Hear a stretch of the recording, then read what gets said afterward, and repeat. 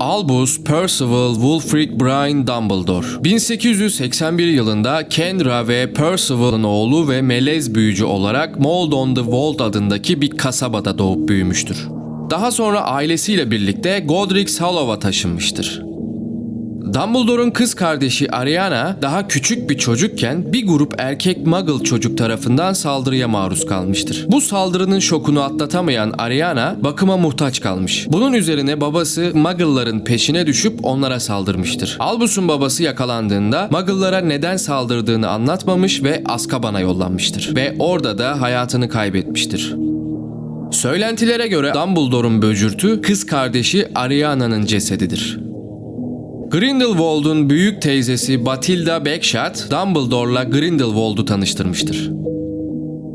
Richard Harris yani ilk Dumbledore kendi repliklerini hatırlamakta güçlük çekiyormuş. Harry Potter'ı canlandıran Daniel Radcliffe ise kendi repliklerini çalışma bahanesiyle ezberinde ona yardım ediyormuş.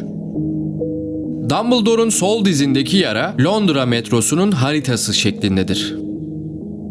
Dumbledore, ejderha kanının 12 faydasını keşfetmiştir. Dumbledore'un patronusu bir anka kuşudur. Her ne kadar Harry'e Kelit aynasına bakarken bir çift çorap gördüğünü söylese de Hogwarts Cadıcılık ve Büyücülük Okulu müdürünün en büyük hayali aslında bu değilmiş. Ona yalan söylemiş. Çünkü aynaya baktığında gördüğü şey ailesinin hayatta sağlıklı ve bir kez daha bir arada olduğu diye açıklıyor bu gerçeği Rowling. Ron'un teyzesi Muriel'a göre Dumbledore'un annesinin kan saflığı Muggle doğumluydu. Albus Dumbledore rolü Patrick McGoohan'a teklif edilmişti. Ancak sağlık nedenlerinden dolayı McGoohan teklifi kabul etmemişti. Richard Harris ise 11 yaşındaki kız torunu rolü kabul etmezse kendisiyle bir daha konuşmayacağı tehdidini savurunca rolü kabul etmiş ve Richard Harris Sırlar Odası filminin gösterimine giriş tarihinden birkaç hafta önce hayatını kaybetmiştir. Harry Potter yapımcıları ilk iki filmde Dumbledore'u canlandıran Richard Harris vefat ettikten sonra ilk olarak Ak Gandalf'a yani Ian McKellen'a teklif götürmüş fakat red cevabı almışlardı. Yıllar sonra Ian McKellen rolü neden reddettiğini BBC'nin bir programına konuk olduğunda açıklamıştır. Rolü reddetmesinin sebebi Richard Harris'in zamanında aralarında Ian McKellen'ın da olduğu birkaç oyuncuya oyunculuk teknikleri muazzam fakat çok tutkusuz oynuyorlar demesi. Gerçek büyücüyü kendisinin oynadığını belirten Ian McKellen, beni arayıp Harry Potter filmlerinde rol almak isteyip istemeyeceğimi sorduklarında az çok hangi karakter için aradıklarını tahmin etmiştim. Benim oyunculuğumu onaylamayan bir aktörün yarım kalan rolünü üstlenemezdim diyerek neden Dumbledore rolünü kabul etmediğini net bir şekilde açıklığa kavuşturmuştur. Sunucunun yani Dumbledore olabilir miydiniz sorusuna da eğlenceli bir şekilde bazı zamanlar Dumbledore'u görkemli bir şekilde oynayan aktör Michael Gambon'un posterlerini gördüğümde onun ben olduğumu düşünüyorum cevabını vermiştir. Dumbledore Dobby'ye istediği takdirde kendisine kaçık ihtiyar diye hitap etme iznini vermiştir. Dumbledore'un Bombus arısının eski ismi olduğunu muhtemelen biliyorsunuzdur. Albus, profesörün meşhur sakalına uygun olarak beyaz anlamına gelmektedir. Percival, Kral Arthur'un kalesindeki efsanevi şövalyelerden birinin adı olarak bir savaş hikayesinde geçer. Wulfric, kurt gücü anlamına gelmektedir. Eski Keltçe bir isim olan Brian da soylu anlamına gelmektedir. Rowling'in Albus Dumbledore karakterini oluştururken eski okul müdürü Alfred Dunn'dan esinlendiği düşünülmektedir.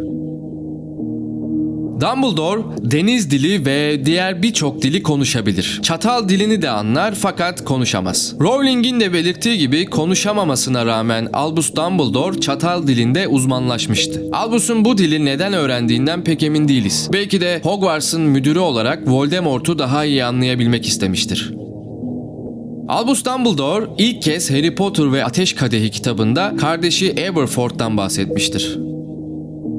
Bir söyleşide Rowling'e hangi Harry Potter karakteriyle yemek yemek istediği sorulduğunda tavsiyelerini dinlemek için Albus Dumbledore cevabını vermiştir.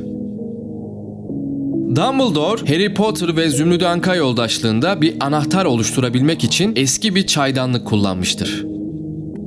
Yazar Rowling, Melez Prens senaryosunu okuduğunda bir satır dikkatini çekmiş ve yapımcıları uyarmış. Satırda Dumbledore'un gençken bir kıza aşık olduğu yazıyormuş. Rowling, Dumbledore'un eşcinsel olduğunu açıklamış ve tek gönül ilişkisinin de daha sonra bir değnek düellosunda yendiği Grindelwald olduğunu belirtmiştir. Rowling bu açıklamayı daha sonra final kitabının promosyon toplantılarından birinde yapmıştır. Dumbledore'un yetimhanedeki genç Tom Riddle'ı ziyaret ettiği flashback sahnesinde Tom Riddle'ın odasındaki bir fotoğraf, Dumbledore ve Harry'nin 3. Hortkuluğu bulmak için gittikleri yeri tasvir ediyor. Üç kardeşin hikayesi Albus Dumbledore'un en sevdiği uyku masalıydı. Peki Aberforth'unki neydi? Tabii ki kirli keçi homurdak.